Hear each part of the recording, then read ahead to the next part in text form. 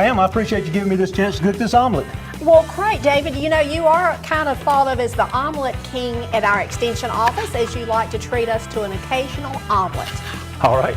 Well, we're going to cut the iron over here, and I'm going to use a little bit. I'm going to save this part here of the spring onion for another project that I've got going on. And I'll use, actually you can use a spring onion all the way up, and this will give us a little bit of green right here in the omelet. And I don't have a lot of green today in the rest of it, so here we go. We'll start with that, and then with the mushrooms. Now, this is actually a portobello mushroom, and I couldn't find the shiitake mushrooms locally. Locally, shiitake mushrooms are normally what we grow here. I've helped several people grow the shiitake mushrooms, and it is a similar mushroom as far as taste and what have you, but the portobellos will do if I can't get what I want. And we'll put them in here. Of course, you could put a lot of other things in here too for the protein part of it. You could put the ham or well, you really don't need chicken. any more protein because those eggs are filled with protein. Oh yeah, I love to have a little protein. They are filled with protein. All right, pan's getting a little hot here. Let me cool it down just a touch.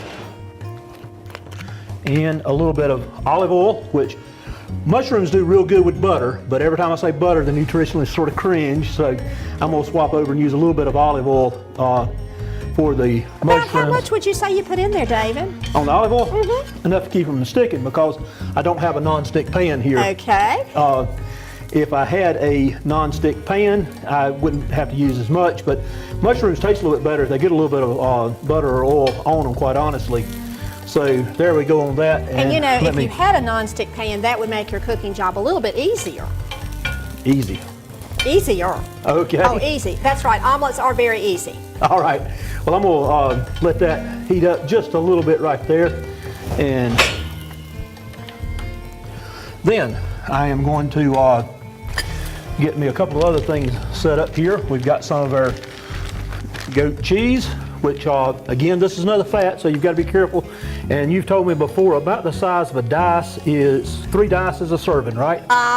One dice represents 1 ounce. So you're probably putting in about 3 ounces of goat cheese. Okay. Or Gouda cheese. I'm sorry, Gouda cheese. Made from goats. And Yep. this came from the farmer's market, It right? did, it did. And we'll also get a little bit of,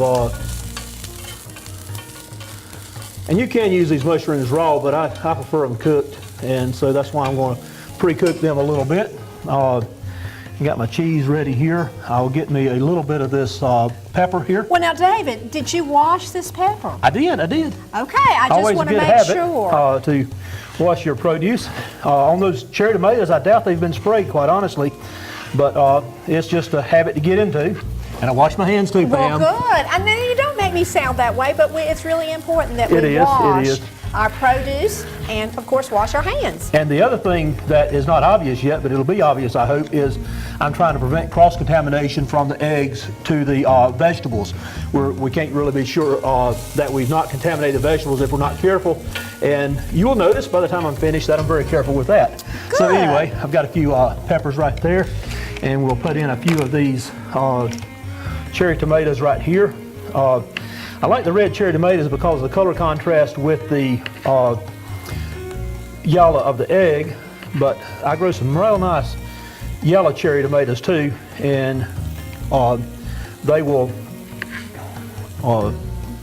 not color contrast as well, but they really taste pretty good. So here we go. All right, let me bring back my other items right here. Well, those mushrooms are looking good and tender. All right.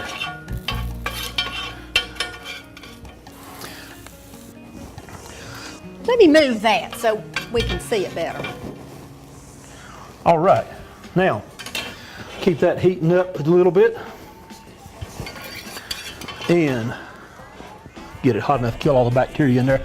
Next thing we got to do is we got to crack the eggs. And Pam, you ought to learn how to crack them with one hand. Well, right. David, I crack on the side of a container. So you're showing off and you're cracking on the cabinet. That's fine. Well, little kids are impressed by this. Now, women normally not. My wife's never impressed with this. I am not impressed because you're going to have a greater potential or chance of getting eggshells in there.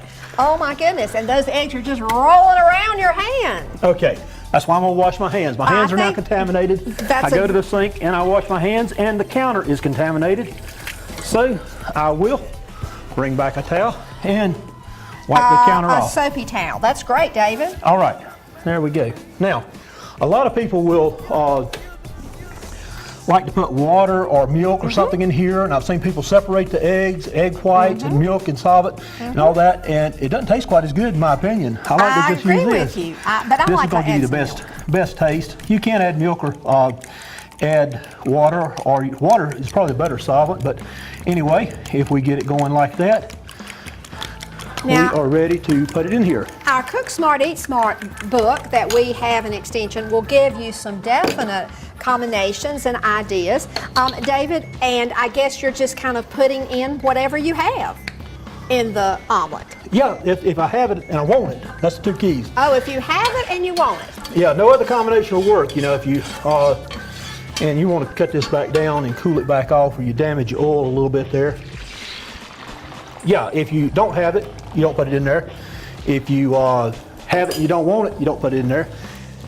If you don't want it and don't have it, you don't put it in there. You know, so David, that didn't make a lot of sense, but I think what you're trying to say is if it's in the kitchen sink, you'll use it, right? Nope. Okay. Anything but the kitchen sink. You're gonna get me throwing the kitchen sink in here yet? Okay. Let me put a little bit of this across here, and a little bit of this. Now I notice your pan is hot and you're really not touching the omelet mixture at all right now. You're just letting it sit. Is that correct? That's it. You got to let it sit just a little bit of while here. And actually, I've got that end of the pan a little bit hotter than this end right here. Bring my stuff across here, divvying it up. And sometimes, you know, if one person wants an item and doesn't, I'll leave one side blank for them to use right there. But at this point in time, use a spatula, which a spatula would be good if it was a little bit longer than that, a little bit longer handle. I had a good one time, but it got away from me. So here we go. Flip it over like that, and push this on up on the eye to heat it a little bit more. And so you're let going to that do a heat. triple fold, almost an envelope fold? Yeah, I will. And don't worry about it if it falls apart. That's good, because it's good to have the vegetables invisible in sight. You know, if a few of them get kicked out here, I just throw it on top.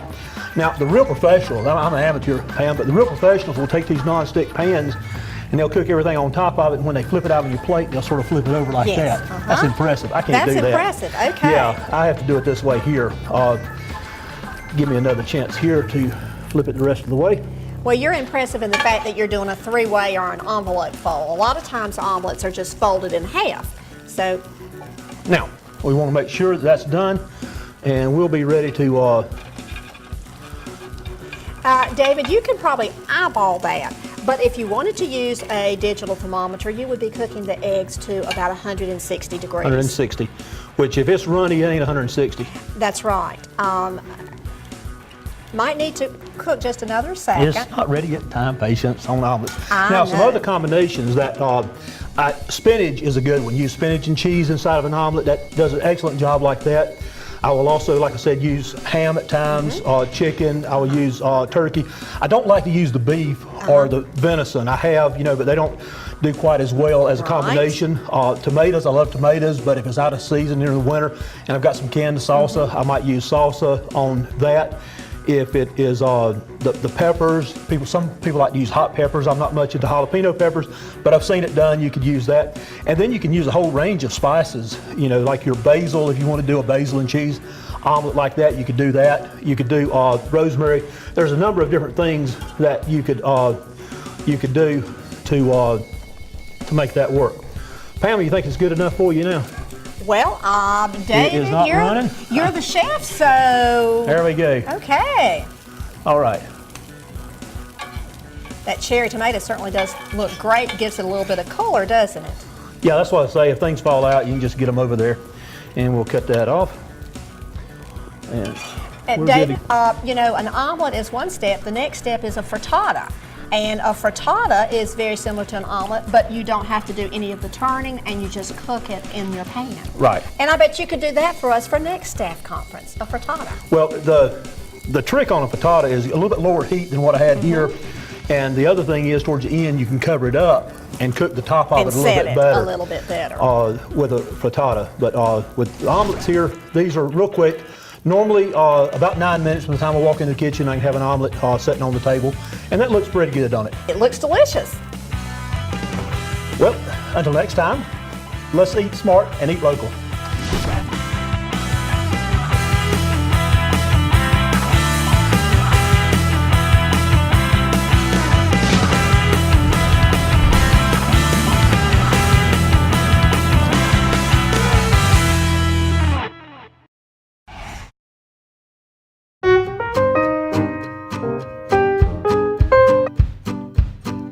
I know in my heart I've been a lucky one. However far apart, you'll be the only one. When the days grow cold